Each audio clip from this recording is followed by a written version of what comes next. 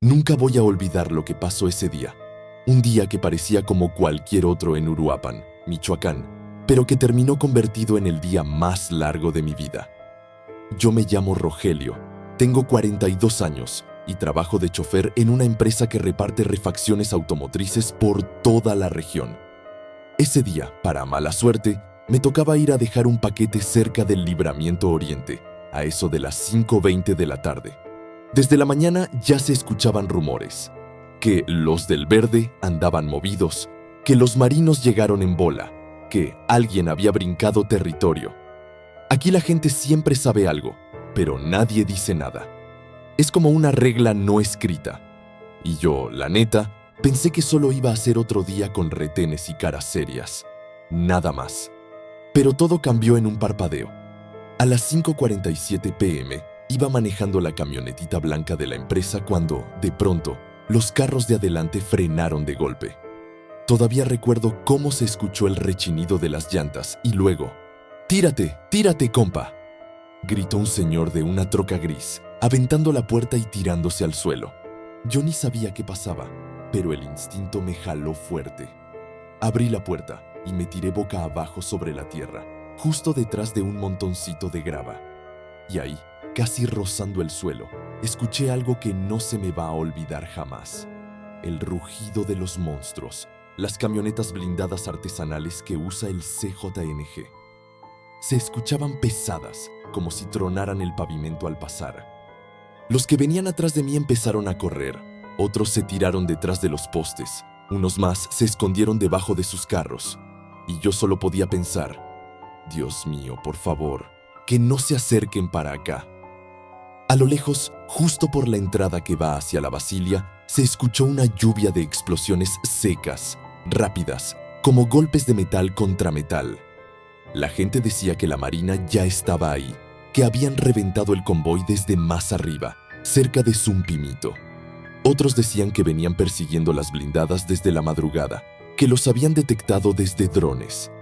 La verdad, nadie sabía nada, pero todos teníamos el corazón en la garganta.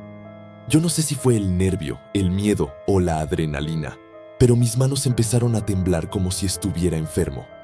Y en eso, sin pensarlo, me salió: Padre Santo, protégeme, por favor. Nunca he sido muy religioso, la neta, pero cuando estás ahí, con el suelo vibrando y con la gente llorando a tu alrededor, cualquier palabra que tenga tantita fe se siente como un salvavidas. Y entonces pasó lo que marcó el inicio del infierno. Por el lado del cerro se escucharon motores más fuertes, más pesados. Y luego, como si tronara el cielo, se escuchó el primer golpe de algo grande. Un señor que estaba tirado junto a mí susurró: Ya llegaron los marinos, y vienen con todo. El aire se llenó de polvo. No se veía bien. Solo se escuchaba el rugido de las unidades blindadas, los gritos de la gente y el eco de un enfrentamiento que parecía interminable. Yo solo me abracé el pecho, cerré los ojos y seguí rezando.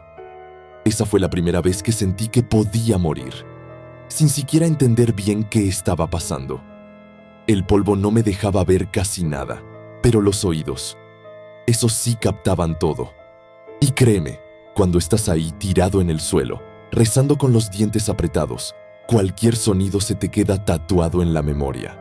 Los primeros minutos fueron puro caos. La gente gritaba, algunos corrían sin saber a dónde, otros solo se quedaban paralizados mirando hacia el libramiento como si estuvieran viendo el fin del mundo. Y entonces, entre toda esa confusión, empezó a escucharse un sonido seco, constante. No era cualquier cosa. Era como si algo gigante estuviera siendo golpeado con martillazos de acero. Son los monstruos, carnal. Los traen amansados, me dijo un muchacho que estaba tirado boca abajo a mi lado. Tenía unos 20 años, todo sudado, los ojos llenos de tierra y el celular en la mano. Temblaba, pero aún así grababa por debajo de la troca como podía. Yo pensé, amansados, pero luego entendí, A lo lejos, entre la nube de polvo, logramos distinguir las siluetas enormes de las camionetas blindadas artesanales del CJNG. Unas tipo Cheyenne, otras alargadas, con placas de metal soldadas, llantas de tractor, tubos gruesos en el frente. Parecían animales de guerra, pesadas, intimidantes, como salidas de una película, pero bien reales. Demasiado reales. Y justo enfrente de ellas, como sombras que avanzaban con calma, iban las unidades de la Marina. Esos no corrían, no gritaban, no se movían como gente normal. Avanzaban seguros, como si supieran exactamente qué hacer y cómo hacerlo. Allí entendí por qué la gente dice que, cuando llegan los marinos, llegan a lo que van. A las 5:59 p.m., uno de los monstruos intentó meterse por una terracería para escaparse hacia el rumbo del fraccionamiento filosofal. Y ahí fue cuando todos escuchamos el estruendo que retumbó hasta las casas. El piso vibró. Yo levanté tantito la cabeza y vi cómo una de las blindadas rebotó hacia atrás, como si hubiera chocado contra una pared invisible. Pero no era una pared, era la Marina. El muchacho junto a mí soltó: «No mames, se la apagaron, güey, se la apagaron». La gente empezó a llorar. Otros, a medio grito, pedían que los dejaran pasar, que tenían niños, que sus casas estaban cerca. Pero nadie podía moverse. Nadie. Ahí estábamos todos tirados, como un grupo enorme de desconocidos unidos por el mismo miedo.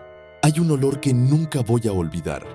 Una mezcla de tierra seca, caucho quemado y ese aroma metálico que solo se suelta cuando algo pesado está chocando una y otra vez. Era un olor espeso, pesado, como si se pegara en la garganta. Y cada vez que trataba de respirar profundo, me ardían los ojos. Las explosiones seguían, los motores rugían, y en medio de todo, un silencio extraño se colaba a ratos, como si el tiempo se detuviera un segundo antes de cada estruendo. A mi derecha, una señora de unos 50 años lloraba recargada en un poste. No lloraba con gritos, sino con un temblorcito en la voz, como cuando ya estás cansado de tener miedo. «Tengo a mi hijo solo en la casa. Dios mío, por favor, que no le pase nada». Un señor de gorra, tirado boca arriba, sacó un escapulario y lo apretó tan fuerte que casi se le marcaban los dedos. Esto no es normal, esto no había pasado así. No así. Yo mismo sentía que el cuerpo me vibraba por dentro. Las piernas se me entumieron de tanto estar tirado, hasta que de pronto, todo cambió. A eso de las 6:07 p.m., se escuchó un ruido que todos reconocimos. El grito metálico de una blindada del CJTG arrancando con todo, como si hubiera encontrado un hueco para escapar. El mismo muchacho que grababa dijo: «Ya se van a meter pa'l cerro. ¡Aguas! ¡Aguas!». Y entonces la Marina respondió. No con desespero, no con gritos, no con caos, sino con una calma tan fría que ponía la piel de gallina. Fue ahí, en ese momento exacto, cuando supe que apenas estaba comenzando la parte más pesada. A las 6:10 p.m., el ruido del motor de esa blindada tratando de escapar se escuchó clarito, como si estuviera a unos cuantos metros. Era un rugido profundo, acelerado, desesperado, como cuando un animal herido intenta huir aunque sabe que ya no puede. Y justo cuando pensamos que iba a pasar por donde estábamos tirados, no pasó. Se detuvo. El motor se ahogó. Y ahí supe que algo más grande estaba a punto de ocurrir. Unos segundos después se escucharon las otras unidades de la Marina acercándose por el carril contrario, hacia donde termina el tramo que va rumbo a la cofradía. Avanzaban sin prisa, pero tampoco se detenían. Era como si estuvieran cerrando todas las salidas una por una. Y la blindada, esa que intentó escapar, simplemente se quedó ahí, varada, roncando por última vez. «Ya los tienen cercados, ya valió madre», murmuró el señor de gorra que estaba a mi lado. Yo levanté la cabeza solo un poco y vi que más adelante, pegados a un muro grafiteado, había como 7 personas recargadas, cubriéndose la cabeza con las manos. Entre ellos había un chavo con uniforme de secundaria, una señora con bolsas del mercado y un mecánico todavía con la ropa manchada de aceite. Todos tenían la misma expresión. Esa cara donde se mezclan el miedo, el cansancio y la esperanza de que ya pare todo. Pero no paraba. No todavía.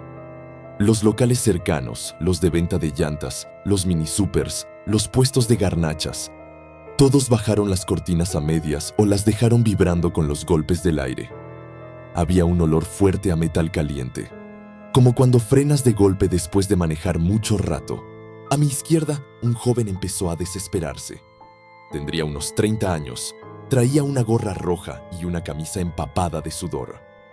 Quiso correr hacia la gasolinera, pero un estruendo más fuerte lo hizo tirarse de nuevo al suelo. «¡No hay salida! ¡No hay para dónde movernos!», gritó, golpeando la tierra con la mano. Y tenía razón. El libramiento estaba completamente cerrado por ambos lados, unos atrapados entre la blindada varada y la marina, otros entre los muros y los cerros. Yo sentí el pecho apretado, como si una mano invisible me estuviera estrujando las costillas. La sensación era rarísima. Querías correr, pero también sabías que correr era lo peor que podías hacer. A las 6:18 p.m. pasó lo que nadie quería escuchar. Al fondo, por el lado que lleva hacia Siracuaretiro, tronó un golpe tan fuerte que los perros de todas las casas alrededor empezaron a ladrar al mismo tiempo. Y luego, se escuchó como si algo pesado hubiera sido empujado contra el pavimento. Un mecánico que estaba tirado dijo en voz baja, casi temblando: Ahí fue el topón fuerte, ahí se dieron con todo».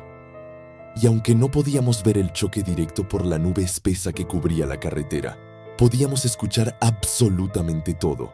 Los motores roncando, las llantas patinando, los metales chocando, los gritos ahogados, el eco rebotando en los cerros. El aire se volvió más caliente.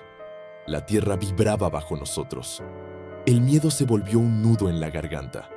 En ese momento, mi celular vibró. Tenía un mensaje de mi primo, que trabaja en un mini súper cerca de donde estaba ocurriendo el choque. Solo decía: «Carnal, estamos encerrados en la bodega. Se escuchan los golpes aquí atrás. Se está moviendo todo». El muchacho que grababa videos también empezó a escuchar mensajes de voz en su celular. «Güey, aquí en la llantera estamos tirados, no salgan». Se oyeron como 3 golpes fuertes, como si reventaran algo enorme. «La marina ya entró. Dicen que ya tienen una blindada parada». No sabíamos qué estaba pasando exactamente, pero sentíamos que la cosa estaba escalando. Era como si el aire se llenara de electricidad, como si las montañas mismas estuvieran sosteniendo la respiración. Y entonces, justo cuando pensamos que lo peor ya había pasado, otro estruendo más fuerte que todos retumbó desde el lado opuesto del libramiento. La tierra tembló, los carros vibraron, los postes se sacudieron. Yo solo cerré los ojos y dije bajito: «Dios, por favor, que no caiga aquí». Ese último estruendo fue tan fuerte que, por un momento, pensé que el piso se iba a abrir debajo de nosotros. Se sintió como cuando cae un rayo demasiado cerca. Primero el golpe seco, luego el eco que hace vibrar el aire, y por último, ese silencio espeso que te deja sordo unos segundos. Nadie hablaba, nadie lloraba, nadie se movía. Era como si todos los que estábamos ahí hubiéramos quedado congelados. De pronto, la señora que estaba recargada en el poste dijo en voz baja: Ya no escucho nada. ¿Ya se acabó?». Pero nadie sabía responderle. Y ese silencio, ese hueco entre un estruendo y el siguiente, era más aterrador que cualquier ruido. Porque sabíamos que no significaba que había terminado, sino que estaba cambiando de fase. Un silencio en un topón no es paz. Es señal de que alguien está moviendo piezas. A las 6:25 p.m., entre el polvo, se alcanzó a ver algo que nos heló la sangre, pero a la vez nos dio un extraño alivio. Sombras uniformadas comenzaron a caminar por el carril contrario, despacio, pero seguras. No corrían, no gritaban, no titubeaban. Avanzaban como si fueran un bloque sólido. Los marinos. Traían los cascos puestos, chalecos en pecho, postura firme, y esa forma de caminar que solo tienen los que ya han visto demasiadas cosas. Uno de ellos levantó la mano, y todos los demás se detuvieron al instante. El chavo que grababa murmuró: «Ahí vienen». Ya los tienen. Ya los amansaron. Y sí, todo indicaba que las blindadas ya no estaban moviéndose. Poco a poco, por el viento que baja de los cerros, la nube espesa comenzó a disiparse, como si una cortina se abriera lentamente. Y lo que vimos... Hermano, eso no se olvida. Primero apareció la silueta de una blindada enorme, inclinada hacia un lado, una llanta hundida en un borde del pavimento quebrado. Estaba apagada, inmóvil, como un animal cansado que ya no puede moverse. Luego, detrás de esa, se veía otra más pequeña, atravesada en medio del camino, con el cofre hundido. Una señora dijo, temblando: «Mira nada más, parecen tanques». Y sí, daban miedo, mucho. Pero el miedo más grande fue cuando vimos la tercera blindada, la que estaba a medio cerro, atorada entre las piedras, como si hubiera intentado escaparse por la terracería y hubiera sido detenida de golpe. El polvo seguía bajando, revelando cada detalle con más claridad. La gente tragaba saliva una y otra vez, y todos teníamos la misma sensación. Estábamos viendo algo que jamás pensamos ver tan de cerca. De pronto, cuando parecía que ya todo estaba quieto, se escucharon voces. No gritos de pelea, no órdenes desesperadas. Eran gritos de los marinos hablándose entre ellos. «Ya está, área asegurada. Revisen las unidades. Cerrado el perímetro». Y aunque no entendíamos todo, el tono era claro. Habían controlado a las blindadas. Las habían amansado. Y el topón estaba bajando de intensidad. La señora del poste se tapó la cara y empezó a llorar, pero ahora de alivio. Yo, Rogelio, respiré hondo, limpié tantito el sudor de la frente y me arrastré un poco hacia adelante, escondido aún detrás del montoncito de grava. No quería ver, pero necesitaba ver, porque si no lo hacía, mi mente iba a inventar algo peor. Saqué solo la cabeza, despacito, y ahí, justo enfrente de mí, vi la imagen que jamás se me va a borrar. 10 blindadas, unas dobladas, otras inclinadas, unas con llantas reventadas y otras atravesadas en la carretera. Detenidas, silenciadas, amansadas. La marina caminaba entre ellas como si fueran estructuras viejas de feria. Uno de los marinos pasó a unos metros de mí, y aunque su cara estaba cubierta, se veía en su forma de andar que lo que acababan de hacer no era cosa menor. Se me enchinó la piel. Mi corazón latía tan fuerte que lo podía sentir en la garganta.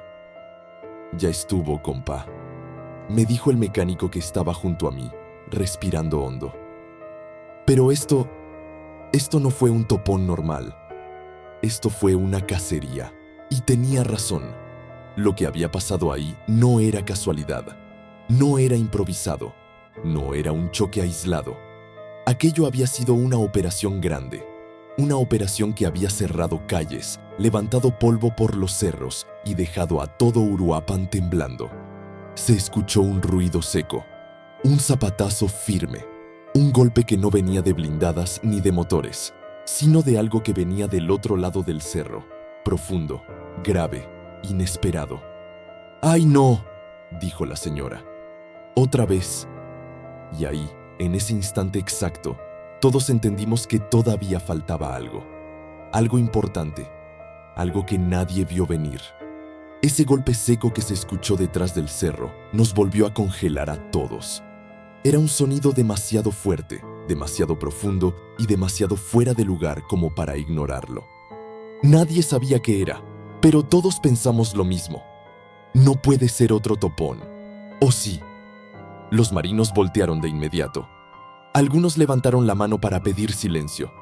Otros se movieron hacia el borde del cerro, revisando con lámparas y usando señas que nosotros no entendíamos. La tensión volvió a apretarnos el pecho, como si alguien hubiera jalado un resorte que ya creíamos relajado. Pero después de casi un minuto eterno, nada. Solo el viento bajando desde los pinos. Solo el polvo asentándose. Solo el eco lejano de un pueblo intentando entender qué había pasado. A las 6:41 p.m., uno de los marinos gritó: «¡Negativo! ¡Ruido del terreno!». Y fue como si todos pudiéramos respirar otra vez. La señora que estaba recargada en el poste cayó sentada, llorando de cansancio. El chavo de la gorra roja se dejó caer boca arriba viendo el cielo. Yo mismo solté un suspiro tan largo que me dolió el pecho. Era oficial, el topón había terminado. El miedo no. La Marina empezó a caminar entre las blindadas, revisándolas una por una, iluminando con lámparas, hablando por radio. Rogelio, o sea yo, seguía tirado detrás de la grava, pero esta vez ya no por miedo, sino por puro agotamiento. Sentía las piernas dormidas, la espalda adolorida y la garganta seca como lija. El mecánico que estaba junto a mí dijo: «Yo creo que ya podemos pararnos, ¿no?». Pero nadie se animaba, hasta que un marino gritó, fuerte y claro: «Población civil, manténganse detrás de sus vehículos, no se acerquen». Obedecimos, no porque quisiéramos, sino porque el cuerpo ya no reaccionaba si no era a órdenes directas. Fue entonces cuando vimos la escena completa. 10 blindadas del CJNG, enormes, pesadas, unas volcadas, otras atravesadas, otras atoradas entre piedras, todas completamente inmóviles. La carretera parecía cicatrizada. Surcos, zanjas, pedazos de pavimento levantados. Había huellas marcadas como si animales gigantes hubieran pasado por ahí. La Marina caminaba con esa seriedad que te dice que el peligro se había terminado, pero la tensión todavía no. La señora del poste comentó: «Ay, hijo, ni en las noticias dicen lo que pasa aquí». Y todos asentimos sin decir nada. A eso de las 7:10 p.m., la Marina empezó a mover a la gente por grupos. A nosotros nos tocó caminar en fila, con las manos visibles, hacia un tramo más seguro del libramiento. Mientras avanzábamos, vi de cerca las blindadas y sentí el mismo frío que cuando ves algo que no debería existir tan cerca de ti. Eran enormes, imposibles de ignorar, impresionantes, pero peligrosas. Ahí entendí por qué muchos en Uruapan dicen que esos monstruos no se ven, se escuchan y se sienten. Cuando por fin pude regresar a la camioneta de mi empresa, encendí el motor con manos temblorosas. El cielo ya se había oscurecido y la ciudad entera estaba en silencio. Nadie salió a las tiendas. Nadie caminaba por las banquetas. Las casas tenían las luces apagadas como si todos estuvieran esperando la señal de que el peligro se había ido de verdad. Encendí el radio y no había nada. Solo música suave, como si nadie quisiera tocar el tema. Mi primo me mandó un mensaje: «Carnal, la ciudad está muda. Lo que pasó hoy se va a recordar por años». Y tenía razón. Mientras manejaba rumbo a mi colonia, sentí que algo se había roto dentro de mí. Algo que no sé si algún día volverá a ser igual. Y conforme avanzaba, veía a la gente asomándose por las ventanas, con caras de susto, preguntándose entre ellos si ya había pasado todo. Había olor a tierra, a pavimento quemado y a noche nerviosa. Una noche rara, pesada, lenta. Cuando llegué a casa, mi esposa me abrazó como si hubiera vuelto de otro mundo. Me revisó la ropa, las manos, la cara. Yo solo le dije. Me tiré al suelo y recé. Nunca había tenido tanto miedo. Esa noche no dormí. Nadie durmió. Los perros ladraron hasta la madrugada. La ciudad estaba alerta, como un animal que ha sobrevivido a una tormenta y todavía no sabe si ya pasó. Y aunque los días siguientes la noticia se volvió un rumor más, una conversación más, un comentario más, los que estuvimos ahí, los que quedamos atrapados en medio del libramiento esa tarde del 24 de septiembre, no lo vamos a olvidar jamás. Porque ese día, Uruapan no solo presenció un topón, presenció una operación que amansó monstruos, que sacudió la ciudad entera y que nos recordó, a todos, que a veces basta un minuto para cambiar tu vida por completo. Y yo, Rogelio, todavía hoy, cuando escucho un motor muy fuerte, me quedo quieto, respiro hondo y recuerdo aquel día en que el infierno pasó a solo unos metros de mí. Gracias por quedarte hasta el final. Si esta historia te movió algo por dentro, te invito a dejar tu comentario y contarme qué parte te impactó más. Tu opinión vale muchísimo aquí. No olvides dejar tu me gusta, suscribirte y compartir este video con alguien que también quiera conocer la verdad detrás de lo que realmente se vive en nuestro país. Tu apoyo hace que estas historias sigan saliendo a la luz.